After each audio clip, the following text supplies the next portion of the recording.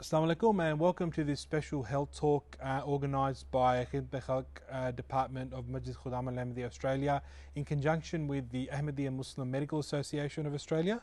Today we're joined by the President of the Ahmadiyya Muslim Medical Association, Dr. Ataur Rahman Saab, and Sadr Majlis Khudam al-Ahmadiyya Australia, Waqas Ahmed Saab. Assalamu alaikum, jazakallah for coming in.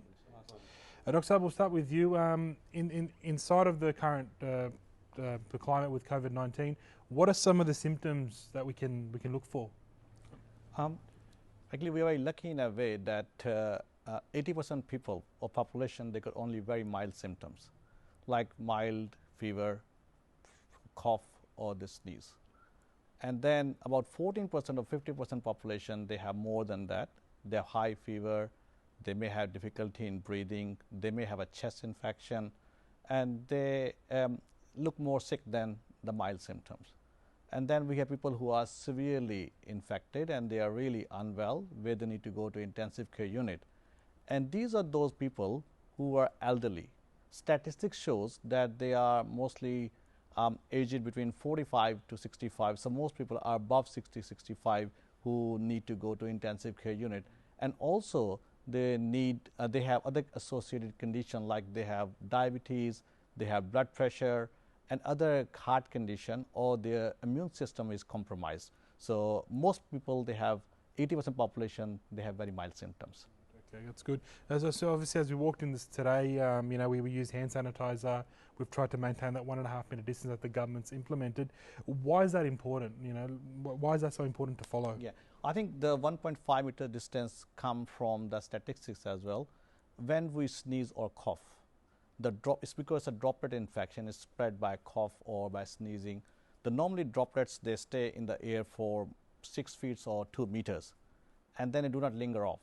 So that's why 2 meter distance is very important. So if you are close, you got more chance of catching the infection. If you are more than 2 meters away, chances are less. So Sab, in relation to precautions that we can take, just a bit of insight as to what Hazur's mentioned as well in his Friday sermon last Friday. What can the Khadim do and what can the Jamaat do? I think in this situation, the Department of Khidmat Khalq has probably got to be the most active department.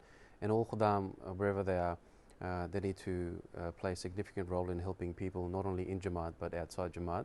That involves their neighbours, their colleagues at work, students or people that they know, students' grandparents, colleagues' grandparents. As Dr. Saab just mentioned, that it's the elderly who are more at risk. However, the young people shouldn't take this for granted as well. I heard this morning the assistant chief health officer of New South Wales say that the young people are not really following the instructions as much as they should.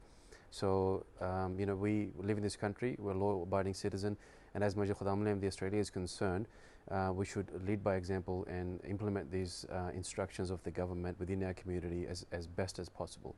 And as Hazur Anwar mentioned, and in line with the Al-Hakam article which came out with further instruction from Hazur Anwar, it is this time to help everybody. Obviously pray more than we've ever prayed before, give sadaqah more than we've ever given before, and all Khudam, wherever they are, just be ready to serve humanity at large when you get called upon. Dr. Zaka, I'll come back. Can I add one thing to Sadr Saab? Doctors Association, yes. Medical Association also instructed all our doctors to keep in touch with all the elders in the areas, and if they need any help or they're not sure about the symptom, they should contact them so they can guide them to go to doctors. So Medical Association is working in hand with the Khudam al-Ahmadiyya for all our people. Dr. Saab, coming back to you in regards to quarantine, the government stipulated a 14-day quarantine period. Why is that important for people from our community that are coming back from overseas to stick to that 14-day period? What's the significance? It's very important questions because the incubation period of virus is not 4 to 5 days, maximum to 14 days. So that's why we have this quarantine of 14 days. So if you feel well after 14 days, you can go into the community. If you're not feeling well, you should get further guidance. So that's because the incubation period of the virus. And just to finish off, if someone feels like they do have symptoms of coronavirus, what should they do? Like, what's the plan of action for them? Yeah. I think government set up a hotline. Yep. So if you notice that you come in contact with someone who had coronavirus or you came from overseas and got sick, I think you can ring this number and get advice. And normally the advice is, if you are not feeling very unwell, you stay at home and quarantine yourself for 14 days. But if you're feeling more sick or you should have difficulty in breathing, you should get a medical assistance straight away. Jazakallah.